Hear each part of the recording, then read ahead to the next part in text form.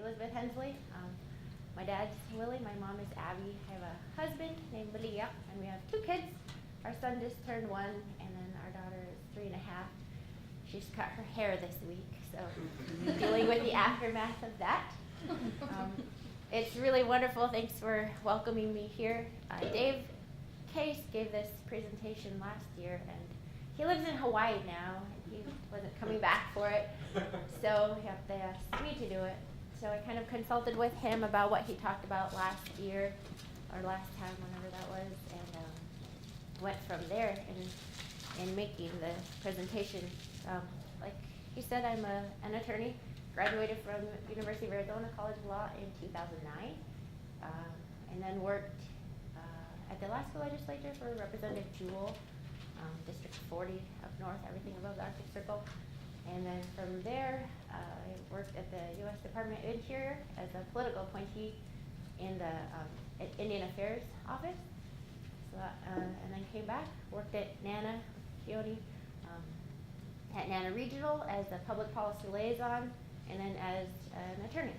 So I've since moved to Landy Bennett Blonstein and practice law there. I have a lot of, I work on all kinds of matters, so we have tribes as clients, regional corporations, village corporations, municipalities, individuals, all kinds of different companies. So it's really a diverse practice, really great group of people.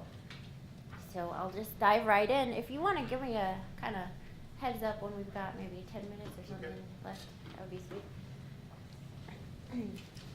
So I understand some of this is going to repeat what my dad said already. So if it's, I apologize in advance. Also, I apologize if any of this offends anybody. Some of this might challenge the way we think about things, or it might challenge your own personal beliefs. So if I offend you, I'm sorry, and that's not my intention. We're going to start, obviously, in ancient Greece. I know my dad started in Russia, so I'm going to talk about ancient Greece. In the 11th century, actually, the Crusades were the first large-scale efforts to implement authority over non-Christian people. This was the Roman Catholic Church was in charge there, and Greece wanted to expand. And so there were these ideas of savages in ancient Greek mythology, and Homer wrote about them in the Iliad and the Odyssey. He wrote the stories, kind of the oral traditions of the Greek people. And if you've ever looked at these books, you hear stories about the Cyclops, right? You hear stories about the centaurs. You see these half man, half beast savages. So that was the underlying permission that ancient Greek had in colonizing non-Christian people. In 1436, there was a papal bull called Romanus Pontifex regarding Portugal. Portugal wanted to conquer India and the Canary Islands. They asked the Pope for permission, and the Pope said, "Sure, you can, and no other European nations can. You discovered the Canary Islands, you can go colonize them." 1492, who came to this part of the world? Columbus, right? Spain got permission to go to this new world based on these same legal principles of the Crusades many years earlier. In 1497, England chartered discovery to John Cabot, later Sir Humphrey Gilbert, Sir Walter Raleigh, the Virginia Company, to come to the U.S. and colonize here, all based on the same legal principles that the Greeks were using in exploring and conquering the savages of Europe.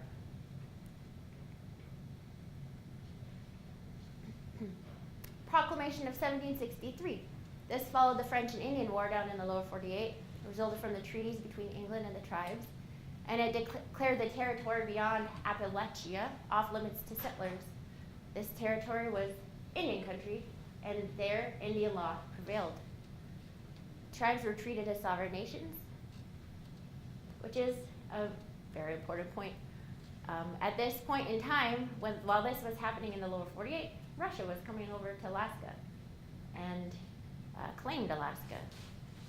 The Russian settlements were around 500 people here on the whole, within the whole state, usually on average. But I guess my dad talked a bit about Russia.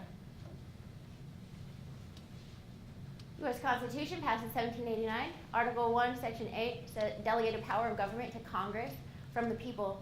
The powers included taxation, borrowing money, regulating commerce with foreign nations and among the several states and with the Indian tribes. Article 4, Supremacy Clause, says the Constitution and treaties made under it are the supreme law of the land, and that federal law preempts state constitution and laws. All of this will come together, I promise you, to be relevant today in Alaska, I promise. But if we don't know kind of where we've been, how do we know where we're going? So bear with me. We get to the foundational Indian law cases, which are often referred to as the Marshall Trilogy, decided by Chief Justice John Marshall down in the lower 48. And these really laid the foundational principles that all Indian law forevermore was going to be based upon, because as you know, the Supreme Court bases its decisions on precedent. So we've got the first one, which is Johnson v. McIntosh. The dispute is that the Illinois and Pinkeshaw nations sold land to Johnson in 1775. Post the American Revolution, the U.S. acquired the same land by the Treaty of Greenville from the same tribes after the 1794 Battle of Fallen Timbers, in which the tribes lost. In 1818, the U.S. sold some of the land to McIntosh. Johnson claimed he had better title than McIntosh because he bought it first. Who would you think won? McIntosh won. But the legal principles from this case are that the doctrine of discovery gives title to the discoverer, but only against other European nations. You had to be a European nation, a Christian European nation, in order to have this magical ability to get title to places by discovery. And rights of Indians weren't entirely disregarded, but they were impaired to a considerable extent by this discovery. I'm going to test the pointer. Okay, good. The next case in the Marshall Trilogy is Cherokee Nation v. Georgia. The question was, are Indian nations foreign nations under that portion of the Constitution that we talked about? No, but they are this new brand of nations, domestic dependent nations. Domestic meaning within the borders of the U.S., and dependent meaning dependent on protection from by the U.S. from against states.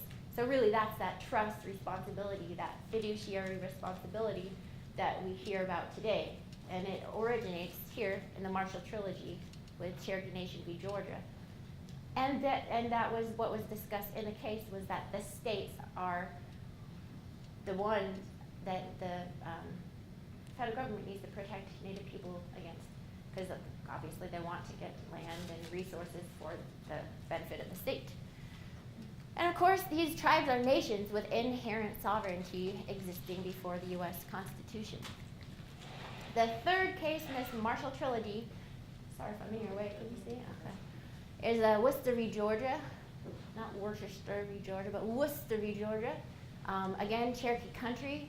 The U.S. Cherokee Treaty guaranteed Cherokee tribal government on reservation. Within the reservation borders, the Cherokee Nation's rules were supposed to apply. Georgia law required a license to go on the Cherokee reservation. Worcester, he was a missionary trying to do some good work on the reservation. He went on the reservation without a permit and he got arrested. The question, does Georgia law supersede the U.S. treaty with the tribe? No. The kind of summary principles are that the Constitution grants power to Congress to regulate commerce with the Indian tribes.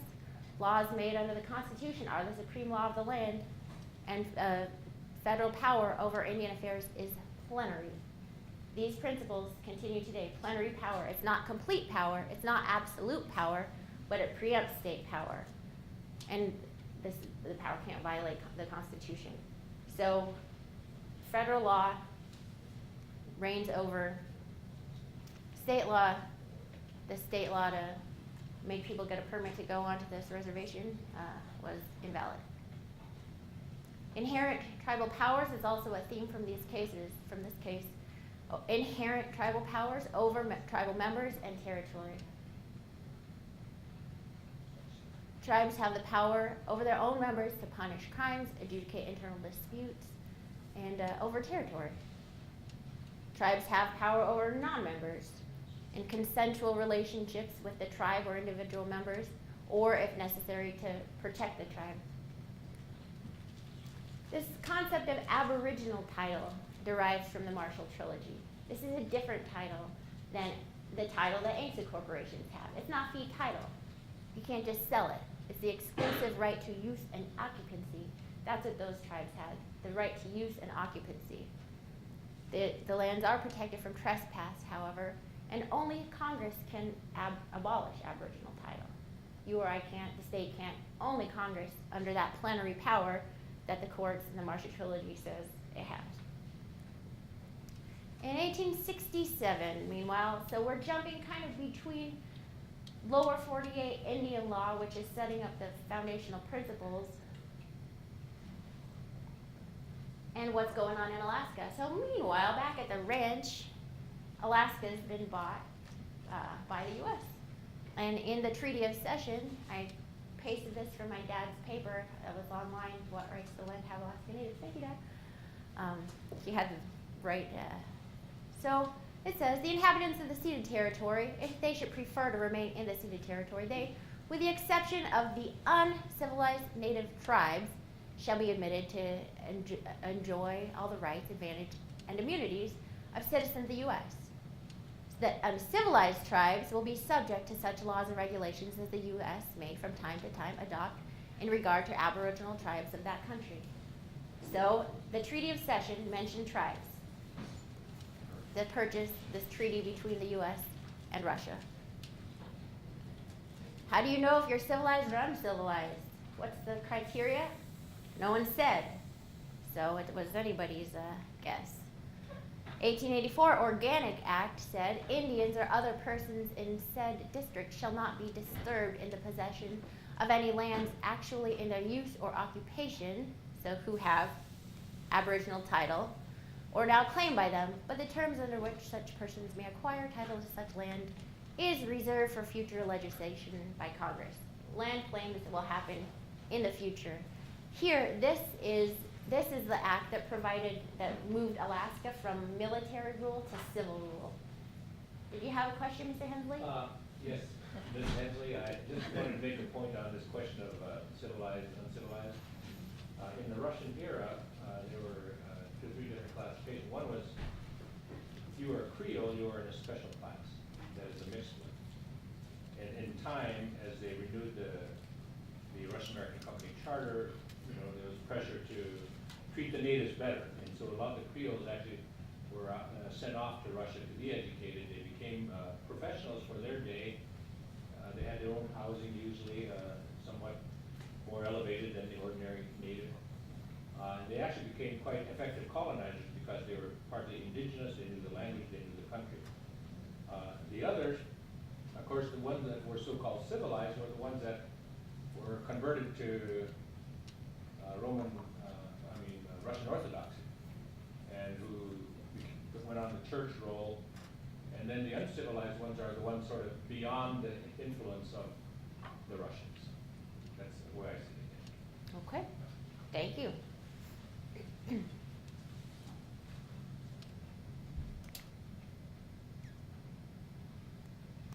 So, on the U.S. Indian law front, we got the 1906 Native Allotment Act. This extended the 1887 General Allotment Act, the Dawes Act, to Alaska. This was part of the termination era in the history of U.S. Indian relationships. It authorized the Secretary of the Interior to give everybody, 160 acres and a mule and to, become individualized property owners. Again, dealing with Native people on the individual basis, not collectively. You've got the 1926 Native Town Site Act, which did the same, allowed Native people to get some property within town sites, but again on the individual basis. And this law actually ended up really not benefiting Native people as much as it did non-Native people. Then you've got the 1934 Indian Reorganization Act, which ended the allotment era, which was a new day in U.S. Lawmaking with regard to Native people. It set up a tribal revolving loan program, land protection provisions, tribal organization provisions. A lot of the tribal constitutions in Alaska are IRA constitutions. You know, the tribes had to vote within a year of the passage of this act on whether or not they wanted to organize as an IRA government. And many of them did. Many of them have these boilerplate constitutions that the BIA provided them. But it was significant because it was some recognition that tribes could provide for themselves and that they existed. In the prior era, the termination era, the allotment era, entire 109 tribes were just terminated. Like, you don't exist anymore. The federal government stopped recognizing them. Their land base disappeared. Millions of acres were lost between the termination era and the allotment era. So this was huge. Oh, I'm sorry. I'm kind of mixing myself up. 1934. Okay. So we go from allotment, individualized basis, dealing with people, to the town site, still individualized, IRA, doing some collective recognition, and then termination. Sorry, I was mixing them up. After that progress in the IRA era, we get this big hiccup where the 109 tribes are terminated, lots of acreage was lost, and people were impacted. There was sale of lands, end of the trust relationship. State authority was imposed upon Native people. End of these tax exemptions for tribes, which is very meaningful. End of federal programs. It was on toward the end of this period that the Statehood Act was passed. Statehood Act allowed Alaska to select 103 million acres of vacant, unappropriated, and unreserved lands. And it said in this act, creating our beloved state, the state and its people further disclaim all right or title in or to any property, including fishing rights, the right or title to which may be held by or for any Indian, Eskimo, or Aleut or community thereof. The state and its people agree that, unless otherwise provided by Congress, the property shall remain subject to the absolute disposition of the United States. Alaska Natives filed protests to the selections of the state on the basis of Aboriginal title. And here is this recognition of community, which is important. In 1961, what's called the self-determination era began, and there were numerous acts where the Congress decided that it needed to re-recognize a bunch of tribes, and there were amendments to the Indian Civil Rights Act of 1968, which recognized tribal powers more thoroughly. There was this Indian Self-Determination Education Assistance Act of 1975, which many of you are probably familiar with. And that's the act that Section 638 of which tribes contract with the federal government to provide a lot of services that the feds otherwise would provide. There's the Indian Child Welfare Act of 1978, and these are just examples of the United States actually recognizing the authority of tribes, recognizing them and working with them. This TAS provisions is pretty cool too, because really tribes, the Congress started incorporating tribes in a wide swath of acts, treating them as states. So when they say, and this delegating authority to the states, they often delegated authority to tribes, recognizing that they could do a lot of things for their people. Well, I want to raise international law too as part of the framing of the context in which ANCSA was passed.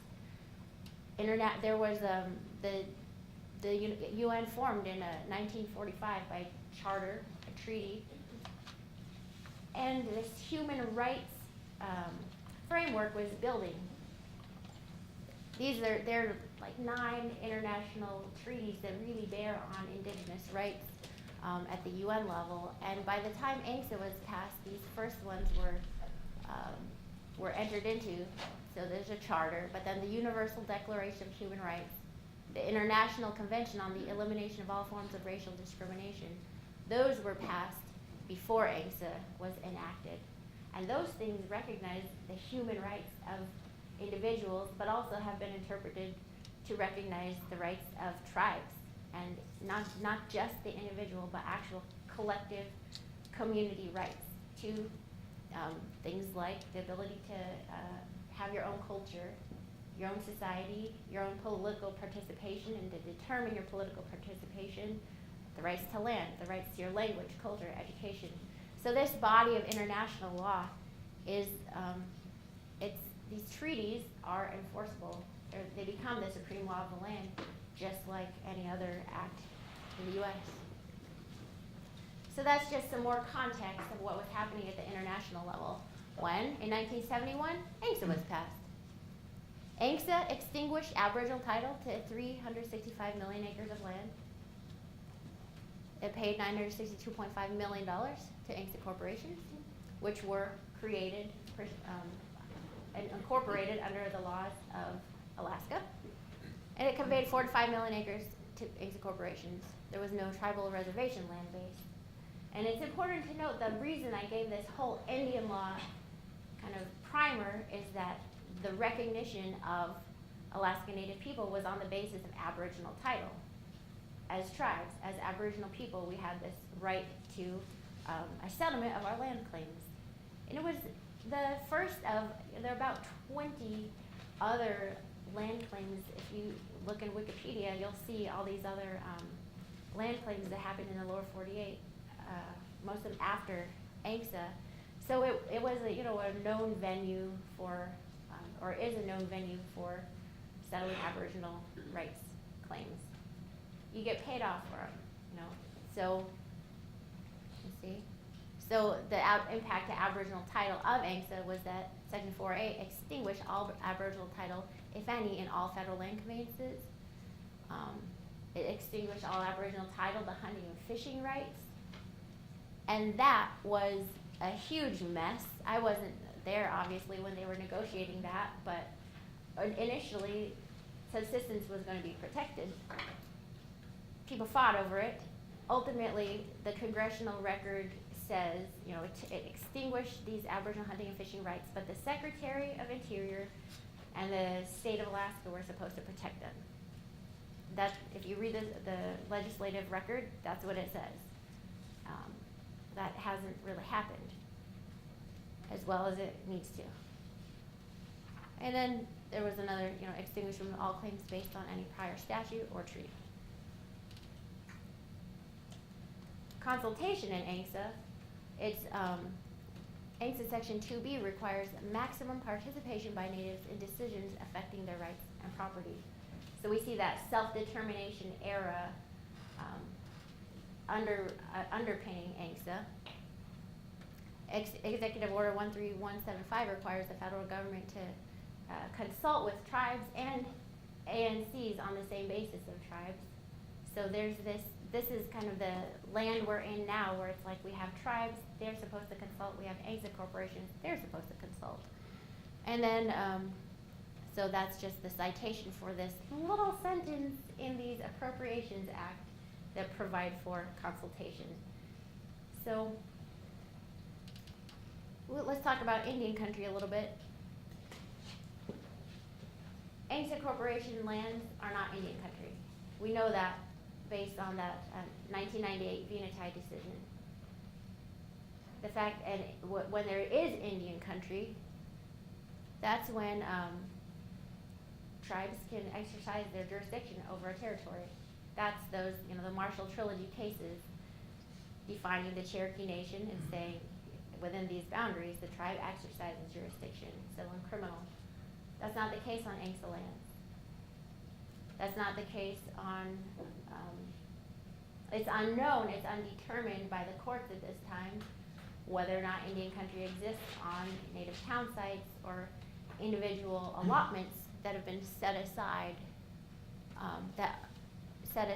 and that meet the definitions in this 1151, which are, reservations, dependent Indian communities, or allotments. So those things haven't been tested by the courts. We just know that ANELP lands that were in Venati, it's just fee simple land. It's owned by a tribe, and it's not Indian country. Yep. In that case, the tribe taxed the state, which is, tribes on reservations have the authority to tax, right? So that's what the Venati tribal government was doing, and it was found to be not okay. So as Gerald was saying, basically the same thing that this Supreme Court said, is that the tribes are sovereigns without territorial reach. As the chairman of the native village of Tyonik said last week in a meeting, we're floating governments. So that when you have questions of public safety, alcohol and drug regulation, what can you do if you have no territory upon which to exercise your jurisdiction? We have there's some kind of rays of hope caveats, which is John V. Baker, 1999. The Northway Tribal Court adjudicated child custody of tribal members. An unhappy parent went to state court, and the Alaska Supreme Court held that Alaska tribes have inherent sovereignty over members even without Indian country. They can decide cases like child custody cases, and tribal court judgments are entitled to comity in state courts. This is a huge case. It's huge. It says, I'll repeat, that tribes can regulate matters between their own members, civil matters like child custody, domestic relations. And if somebody appeals to the state court under PL 280, the state, while it does have concurrent jurisdiction, it has to recognize that tribal court order. PL 280, Public Law 280, was an act passed by the U.S. Congress that for many years in Alaska was interpreted as usurping tribal power and saying that the state now has power. But this case really clarified that they're parallel powers. Subsistence issues, like we talked about, aims to extinguish Aboriginal hunting and fishing rights. When the Secretary of Interior and the state didn't uphold subsistence rights and protect them, ANELP was passed, the Alaska National Interest Lands Conservation Act.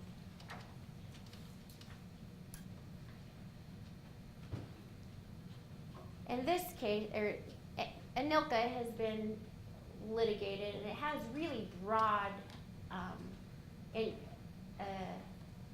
meanings that apply not only in Alaska but in the lower 48. And some of the things about easements to public lands and whatnot, you'd think it only applied in Alaska, but it also applies in the lower 48. But on the subsistence issue, it of course created a rural preference, and AFN and others are consistently arguing that be made more specific to say, an Alaska Native preference, or a rural plus Alaska Native preference, or some way to protect the Alaska Native right to subsistence. Because just because you live in an urban area, you're not in a rural area, doesn't mean that you're not also part of the value system that makes subsistence really important to you. Right now, there's subsistence food in the back of this classroom, and it's no accident. It's not an anomaly. It's because that's the way subsistence works. It's a sharing mechanism. It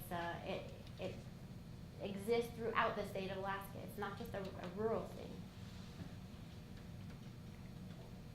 Some of the conclusions really that Dave Case drew, and that I'll repeat, that Alaska Natives had exclusive tribal use and occupancy of land, Aboriginal title, like other Native Americans, aims to extinguish that Aboriginal title and left tribes without Indian country. It converted Aboriginal titles to fee simple titles owned by corporations. Subsistence, unresolved. In 2014, I'll add that the Katie John decision, which has been going on for 27 years, was finally closed. The Supreme Court of the United States denied the state's petition for certiorari to review the decision, and really it says, the decision says that the Secretary of the Interior rules about what constitutes waters, public lands and waters, stays in place. And what that does is it better protects Alaska Native rights to fishing. But these questions are, it is unresolved. There are many questions without answers when it comes to subsistence. Tribes still have inherent sovereignty over internal relationships and self-governance, consensual relations with non-members, matters vital to the integrity and self-determination of the tribes, and matters preempted by federal law. And that's my presentation. But to talk more about the legal framework of ANCSA itself, ANCSA was passed by the U.S. in the context of all of that, not just kind of, sometimes we look as far back as maybe statehood, but there was just going back to the ancient Greece, these foundations were laid that have become, our reality today here in Alaska. ANCSA, when you're a lawyer practicing ANCSA law, you look to the corporate code a lot, the state corporate code, for things having to do with, the passage of stocks from one person to another, or the basics of, voting, annual meetings, proxies, the proxy laws, those types of things that I'm guessing you've all had quite a bit of experience with, or you will at some point if you keep working in your corporation. You also have to look at the text of ANCSA. ANCSA is the guiding factor there when it comes to stocks, when it comes to classes of stocks. If you want to amend your articles of incorporation to issue more stock, just for example, you go to ANCSA. So it's this interesting interplay between state law and federal law. And as we've talked about in this Marshall Trilogy, if the federal government has spoken on an issue, the state can't also legislate on it. So this federal ANCSA law preempts state law, and that's why it becomes a bit of a maze when you figure, you get a question about, can our corporation do this? Your lawyers have to go chase this law, this law. First look at your own corporation's bylaws and articles of incorporation, and then look at state law, and then look at federal law. And meanwhile, I always kind of keep international law in the back of my mind too, just to see how other people are dealing with these things, because there are indigenous peoples around the world who've been dealing with the same colonial powers that we've been dealing with, and so it's helpful to keep those lessons in the back of your mind. And it all stems from this same doctrine of discovery that was applied in the U.S. when Britain came here and claimed this land. So are there questions? Ginny? Yes, sorry, I have three-pronged question. Okay. So I want your opinion, since you're practicing law in Alaska, with regards to ANCSA, on how we can expand on our criminal jurisdiction as tribal peoples. What your thoughts are about land of the trust that the federal government is proposing right now. And then subsistence, how do we protect our rural, even though they're not necessarily Alaska Native constituents, from the commercial industry or from the urban Native people? So it's a big question.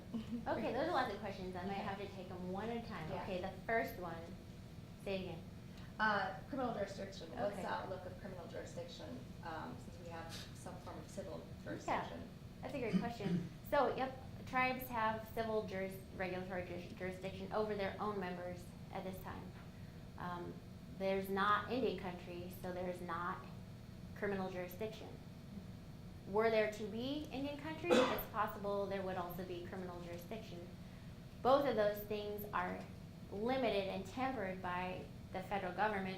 The Indian Civil Rights Act of 1968 says that tribes have to comply with certain provisions of the U.S. Constitution, so that's some limitation on tribal powers.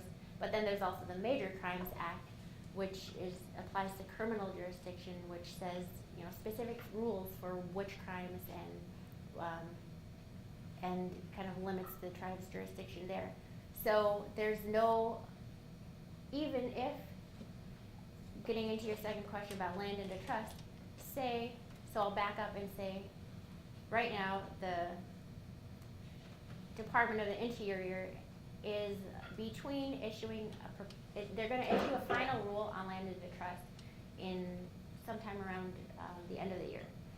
And that would allow, that's the secretary to use her discretion to take land into trust on behalf of tribes in Alaska. And this opens a whole can of worms about why this authority doesn't currently, the department isn't currently using that authority in Alaska, but it was this confusion about the status of tribes in Alaska because of ANELP. The feds didn't really understand how ANELP impacted tribal rights. And so there were so they had to go back and forth over the past, 30 years, 40 years and just kind of figure that out. And so if the department's final rule says, yeah, the Secretary of Interior can use its normal discretionary land under trust procedures that it also uses in lower 48, and if the lawsuits against doing that are denied and the rule stands, then there will be the potential for tribes to have this territorial jurisdiction, just like in the Cherokee Nation or on the Navajo Nation. There could be this territory. Who knows really what limitations Congress might impose on that land once it's taken into trust. Congress has plenary power, right? It has complete power to do what it wants. So if there's also, mind you, a little statute that Stevens had enacted as a rider that says very nicely that Alaska Native tribes can't be treated differently than lower 48 tribes. And that's really the basis for the court case challenging the different treatment of tribes on the land under trust issue. So it will be anybody's guess to say how the U.S. tries to temper tribal authority, understanding that there is this law that says the tribes can't be treated differently. We know in many, many ways Alaska tribes are treated differently, and how that complies with that law, maybe, who knows. But there's the possibility. And like I said too, there are also allotments. There are also town sites. No one's tested the courts to see if those are in fact Indian country, but the Venati decision left that question open. Does that kind of get to what No, you're that's great. I really appreciate that. And then my last question was just subsistence. What are your thoughts on how we can better preserve Alaska Native subsistence? I know that a lot of our Alaska Natives are in urban places, so I kind of think there's like that difference too between Alaska Natives that are rural and urban, and how it fits with the greater part of the state of Alaska. Yeah. So subsistence, critically important in so many ways. People also need to make money, and you talked about the commercial aspect. And a lot of the time, it's, on the Yukon and Kuskokwim, for example, it's subsistence fishermen who are also engaging in commercial fishing activities, and that commercial activity helps fund their subsistence activity. So you can't really dissociate those things entirely. We have mixed economies. There's subsistence, cash, mixed economies. And the way that we balance those things is always going to be the fight. And my dad talked about how if we don't stay rooted in our communities, then we might kind of be led astray. And so it's kind of I think each of our responsibilities to keep in touch with our communities, our relatives, our families, and in the decision-making roles that we have, try to honor those things. But I don't have the easy answer to that question. I wish I did. think just to follow up a little bit on that, one of the points that I'd like you to think about going forward is that to this day, federal Indian policy continues to evolve. Land into trust, they're making that up as they go along, right? So as these rules are being thought up and they're asking or not asking how the Native people feel about it through consultation or lack of consultation, we still have the ability to impact the laws that affect our people. And because it is constantly evolving, that's the nature of law. It evolves to meet the needs of the people. And so that's why it's really important to have input from smart attorneys and smart policymakers and business people, all of you folks going forward to stay involved, to help influence these regulations and these laws and contact lawmakers who can change things so that these laws adapt to meet our needs. And that's how things, the hard issues like land into trust and subsistence, all of those things, they're not insurmountable problems, but they take hard work and they take perseverance. Yeah, there was a question about amending ANCSA before, I think that somebody had, and it's been amended many, many, many times. And one of just a couple of the important ones were the 1991 amendments, which which changed the law from having all stock go open on the public markets in 1991. So that was what was going to happen. It also, the 1991 amendments allowed for afterborns, people born after the cutoff date of December 18th, 1971, to be enrolled in their corporation if the shareholders wanted to do that. Some have to date, some haven't. It's the choice of each corporation. There were also amendments to allow for the creation of settlement trusts to provide for the health and education and welfare of Alaska Native people on a non-per-share basis, which is really important because that's a unique aspect of ANCSA. So there is, while he talked about how the bottom line is the mission of a corporation, but also ANCs have this other mission too. And how we meet both of those things is a challenge and an exciting challenge to have. Yeah. I wanted to address what Janine brought up in response, but then you just raised another issue on ANCSA being amended numerous times. And in one of our reading assignments, I read something that I just never considered before, and it's a benefit probably more than it's a detriment, and that's that ANCSA can be amended. Any legislation can. Treaties don't get amended. And so when a Lower 48 tribe has that relationship with the government, the treaty is what the treaty is, unless both parties agree to the dissolution of the treaty and start again. Whereas an amendment, obviously, I think Greg raised a really good point. This is a dynamic and evolving process, and we can try to steer it to our benefit, but in legislation, and I work as a lobbyist for my company, there's always the other side that when you open up any legislation, you get the Christmas tree effect, and you can have very negative riders attached that make it worse than you intended, or you would have been better off not moving that at all. But to what Janine said, and as I understand the issue, and it actually goes back to what Janine raised earlier, is the tension and the competing interest between the state and state government on the rural-urban preference when it comes to subsistence hunting is the state can't give that preference because it's not constitutional, because the resources of the state have to be accessible equally to all citizens of the state.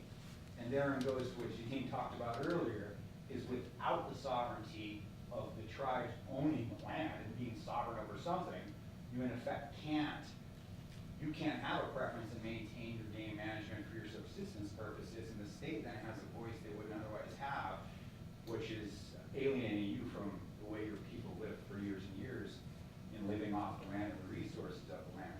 I don't know that there's any other issue. I gave this long-winded explanation of how I understand it, to ask you or Willie or Greg if there's any other issue, because bring clarity, that's always where loggerheads, the rural versus urban preferences, that it gets sideways with the state constitution. Well, And this- because you don't yeah. have the sovereignty, Yeah.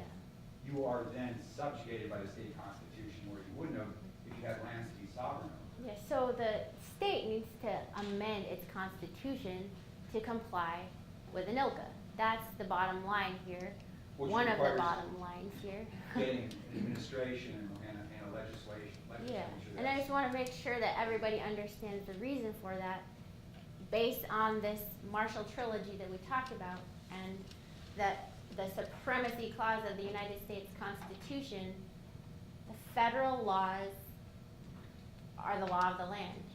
The state, if the feds have spoken to an issue, the states can't. Or the state law has to be consistent with that federal law. So I just wanna make sure everybody understands that point, cause it gets, I mean, when you bring up subsistence, sometimes it just gets heated really quickly. And so we just need to kind of, understand the building blocks well, so that we can then, paint the future using what we know. So on that, the McDowell decision says the state needs to amend its constitution to comply with ANELP. And then you've got that rural preference. There are other options as well. So if there's, say this land in a trust thing goes through, say the feds don't limit tribes' abilities to manage fish and game on their lands that are now held in trust, then that's an option for managing those lands. In the lower 48, I've taken tribal natural resources law class, and tribes manage their lands and resources, fish and wildlife on the reservation. Some of that's through treaty, and some of it's through other mechanisms. Sometimes federal laws provide for it.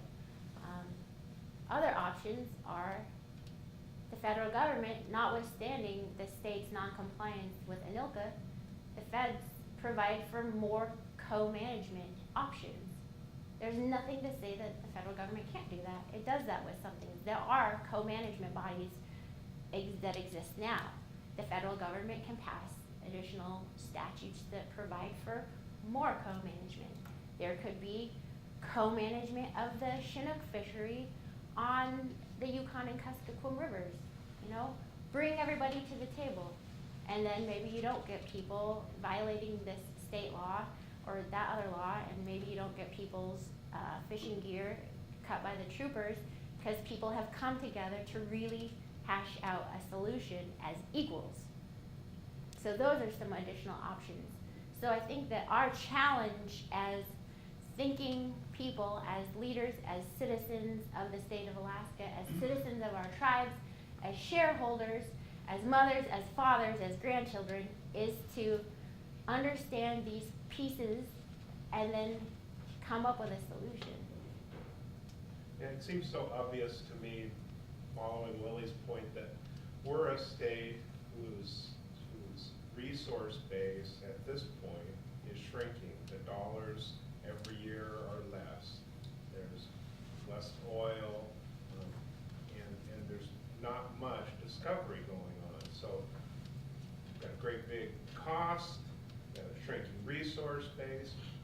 Why wouldn't it make sense to give some authority to local communities, whether they're tribes or governments or whatever they are, so that you have a community basis for civil and criminal jurisdiction, you have a community basis for management of fish and game. It just makes sense that to shed that burden of cost and management to folks that want to have it and are capable of doing it seems just rational to me.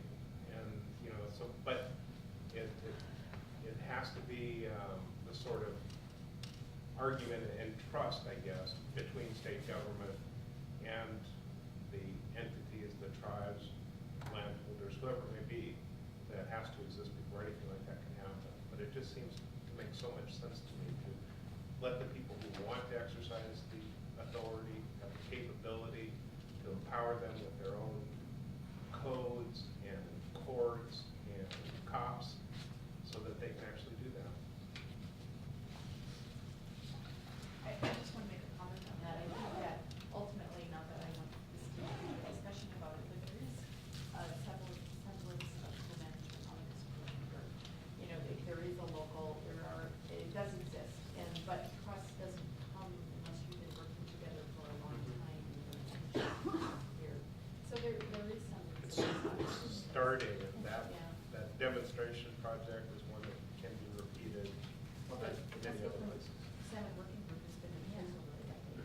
I mean, it's been there for a long time. I just wanted to move on to another quick question. And so there is a reservation in Alaska, and I have, is that reservation anything than anything in the North 48, or is it a hybrid reservation because it's based in Alaska? So if anybody else is from Metlakatla, is anybody from Metlakatla? No. Okay, I'll speak to it then. So yeah, that's a reservation. There were more reservations in Alaska before the passage of ANELP. There were how many? Nine reservations, something like that. There was one up in our region, NOTAC. But when ANELP was passed, those reservations went away, and the tribes, if they wanted to, could forego some of the other benefits of ANELP, but get title to that surface and subsurface land around their village that had been a reservation.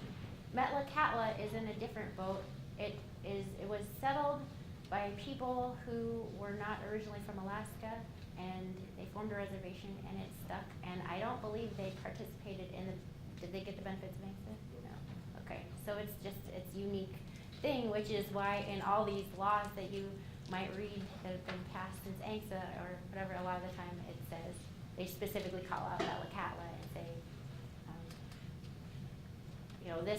this law doesn't apply to Alaska except for Metlakatla.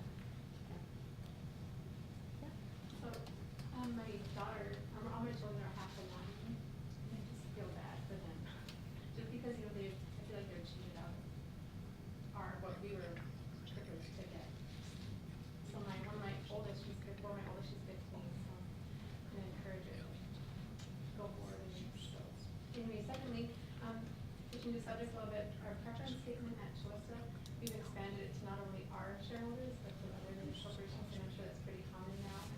But now, we also have shareholders that are not native. I'm still kind of changing it again, just find it interesting. Yeah. That's neat that you raised that. Thank you. ANELP was initially intended, the stock was to go public. There's nothing barring, so that was the initial kind of thought, but also there's nothing barring the transfer of settlement common stock to non-native people. They can't vote, and then can't, there's this new like inter vivos gift provision. You can give somebody a gift of shares. Kind of some limitations on being able to do that if you're not actually Alaska Native. But it's a good issue to raise, because also we have to think about, what are the meanings, what are the implications of those things. So thank you for raising that. Can you talk a little bit about, so that the federal law and the state law and the enforceability aspects, so one of them that you brought up on one of your slides that showed like ICWA law, and a statement that Willie made in terms of always having to fight for those laws to actually be enforced. I mean, to me, even today, there's lots of ways that that's the case, and it seems to be kind of the state versus the fed law and how they, is that where the source of a lot of the fight is the difference between the two, and are they enforceability or the lack of resource for the enforceability of the laws?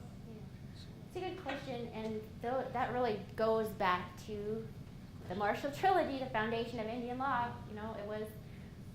It was the states that were trying to encroach upon Native people and impose their laws on Native people in ways that didn't necessarily reflect the values and the lifestyle of Native people.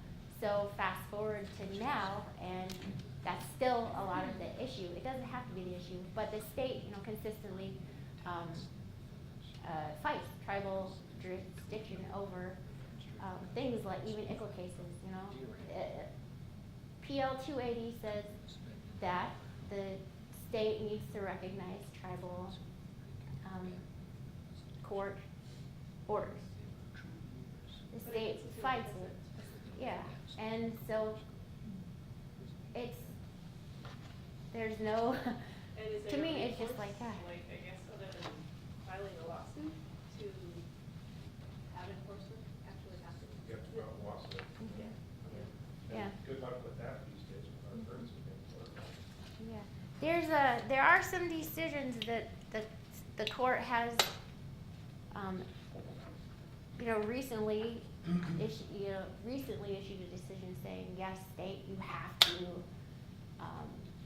recognize the tribal court order. There's even,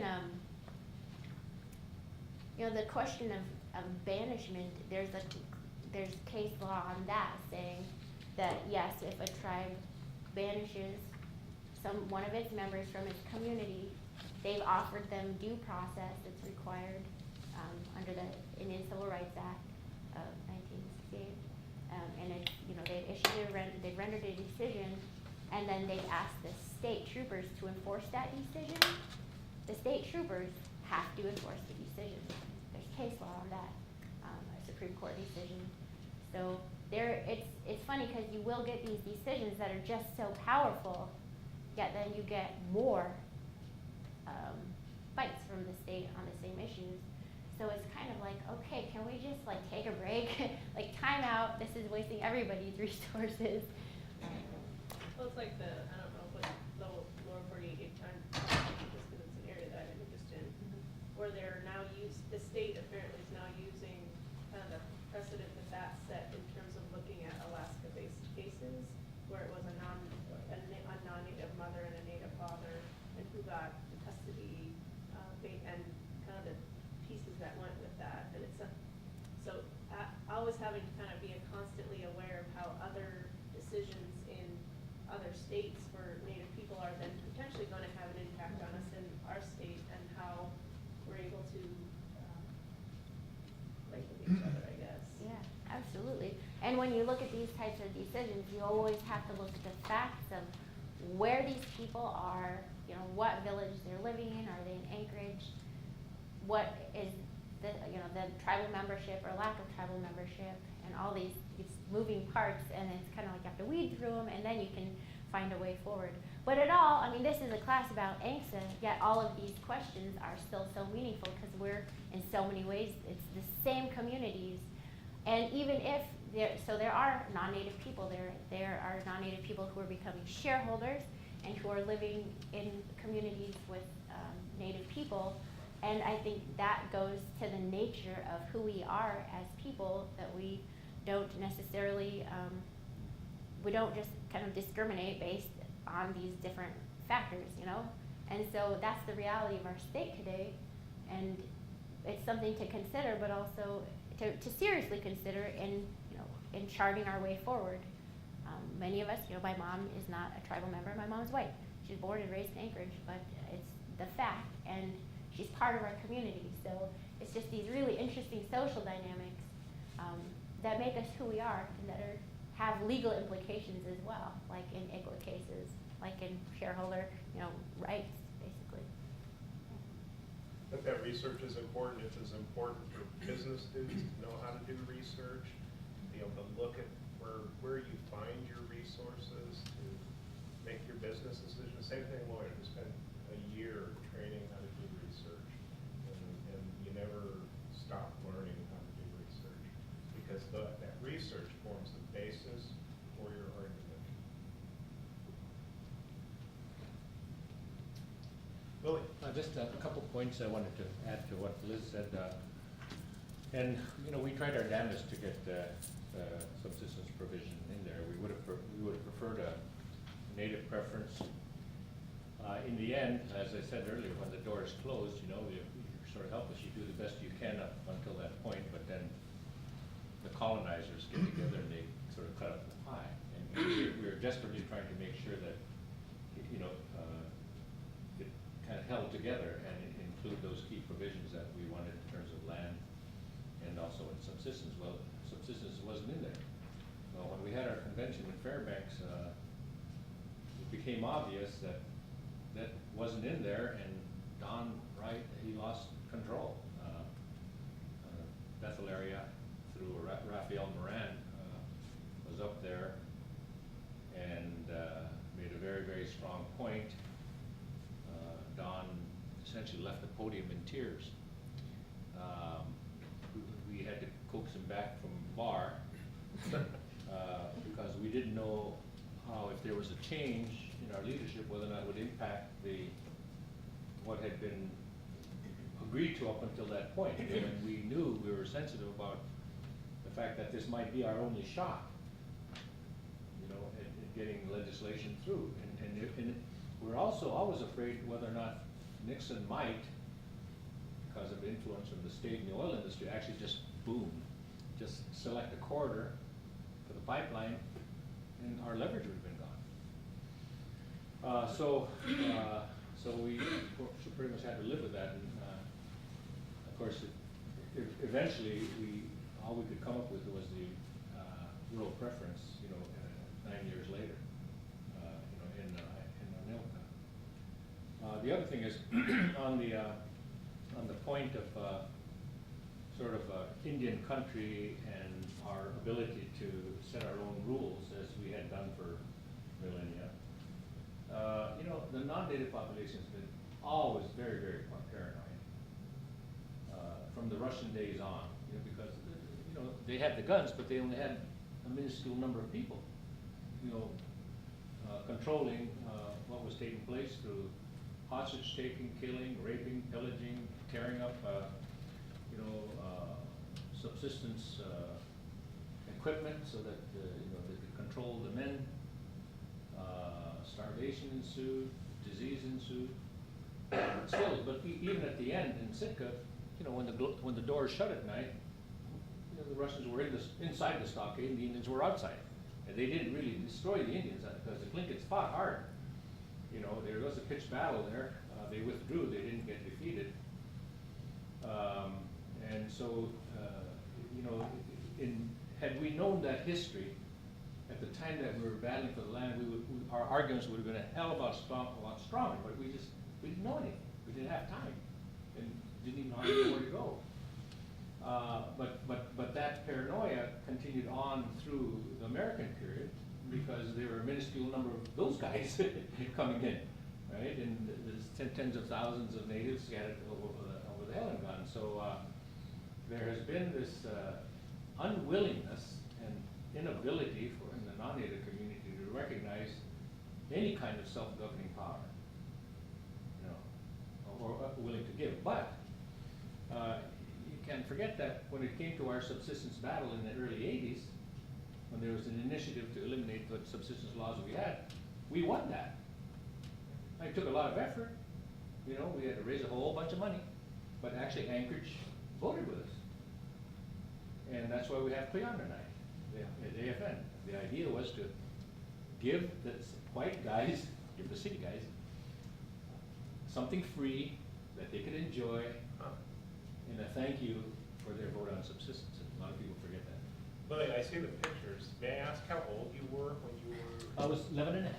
No. when ANCSA was going on, and you were. Oh, I was actually 24 when I ran for the legislature and won, and 25 when I took office that year. So, I guess that little reading, writing, arithmetic helped a little. Yep. Can I ask one more question about 7I? Is there any current lawsuits, or has it pretty much kind of been, it's okay with all the native corporations now, or is it, is there still contention around 7I, the sharing? We'll have Marcy speak in depth about it, but go ahead. Teaser. Just a teaser. 7I is, Section 7I of ANCSA is, I don't know, 7 lines or something in the Act, with no definition around it. And so like a lot of things in the Act, when it came to implementing the Act, there was lots of complexity and trying to figure out what do precious few words mean. And around 7I, of course, that would raise right away with regional corporations.